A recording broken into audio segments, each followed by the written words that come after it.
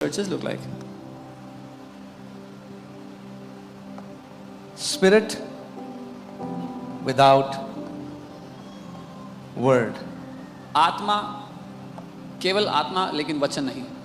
ये प्रोड्यूस करते हैं फैरिसीज, जो पहले थे वो उत्पन्न करते हैं फरीसियों, और ये प्रोड्यूस करते हैं एड़े.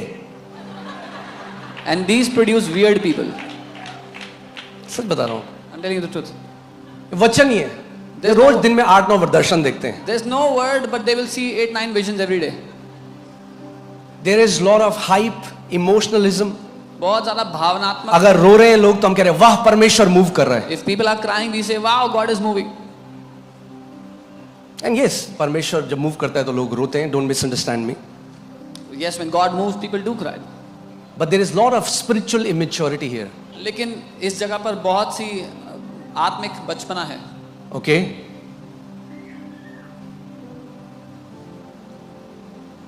कुछ लोगों को देख रहा हूं मैं. और ये जो एक व्यक्ति कलीसिया आता है यहां पे भी, ये एक मसीह 100 पे भारी. And one of इनको such, काउंसिल करने में बहुत टाइम लगता है. one of such believers is amazing to handle. It takes a lot of time. क्योंकि आप वचन से दिखाते रहोगे, वचन कुछ भी बोले, मुझे यीशु मसीह ने मेरे दर्शन में बोला है. Because you will tell them from the word, they will say, "I don't care about the word." Jesus कैसे came in उन्हें my बताएं vision. कि यीशु मसीह दर्शन में आके वचन के विरोध में नहीं बोल सकता. But how to tell them that Jesus cannot come in a vision and speak against His word? Okay, ये कलीसिया वो है जहां एक्सट्रीम एक्सेस है, पूरा फोकस है gifts of the Holi spirit के ऊपर. In these churches, there is extreme focus on the gifts of the Holy Spirit. So people are very excited, So, लोग बड़े उत्साहित होते हैं, but all they are is excited. लेकिन वो सिर्फ उत्साहित ही होते दे हैं, आर नॉट इक्विप्ड. वो सशक्त नहीं है. There is a difference between church people getting excited and church people getting equipped.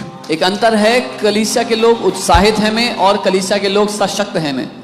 आपने देखा है जो परिवार आया 3 साल से वो जादू टोने में थे, उन्होंने खुद वचन की दे गॉट इक्विप्ड.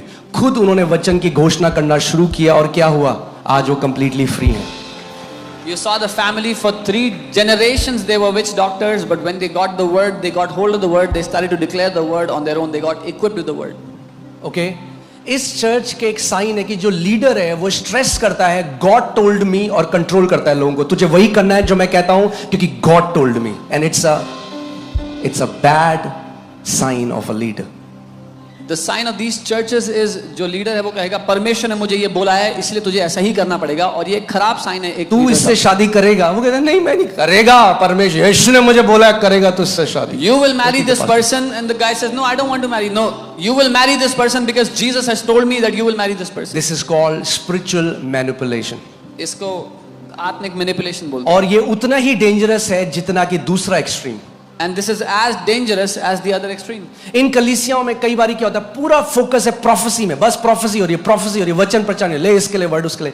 तो जो 10 लोगों के लिए भविष्यवाणी हुई वो तो खुश हो गए, मगर बाकी 500 लोग उदास हो गए, मेरे लिए कुछ नहीं बोला प्रभु ने. In such churches, the focus is on prophesying the gifts of prophecy that 10 people will receive, and all the others will go back without any hope that nothing God said for me. मगर जब वचन भेजा जाता है वो हर एक बेटे और बेटी के लिए है. But when the word is sent, the word is for each and every son and daughter. Now please don't misunderstand me. I love prophecy, और prophecy बहुत अच्छा है, मगर कलीसिया prophecy के ऊपर बिल्ट नहीं की जा सकती. मुझे भविष्यवाणी से प्यार है, लेकिन but the church cannot be built on prophecy.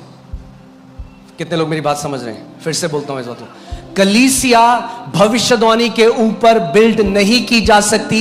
कलीसिया परमेश्वर के जीवित वचन के ऊपर बिल्ड की जाती है. Church cannot be built on prophecy. The church is built on the living word of God.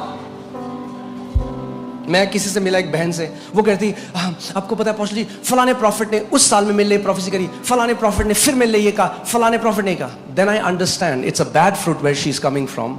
She is not equipped in the word, but she is getting her spiritual nourishment from one prophecy to another prophecy. I met a sister, she told me, that prophet said this about me in that year, that prophet said this about me in that year, and that prophet said. So I understood she's not, वो आत्मिक रीति से उनको सशक्त नहीं किया गया, लेकिन वो भविष्यवाणियों से भविष्यवाणी तक जी रही हैं. एक बहन थी वो कलीसिया ही नहीं गई. क्यों? उससे पूछा किसी ने कलीसिया क्यों नहीं जाते? नहीं प्रॉफिट ने बोला है मेरे को कैलिफोर्निया, नहीं कैलिफोर्निया, हाँ सम ऐसी कोई जगह, वहां ले जाएगा प्रभु. तो क्या हुआ उसके बाद? किसी चर्च में सबमिट नहीं किया, क्योंकि वही तेरा चर्च है. One sister did not go to any church because the prophet told her God will take you to California, so she did not submit to any church anywhere. कितने लोग समझ रहे हैं मैं जो कह रहा हूँ? It's imbalance.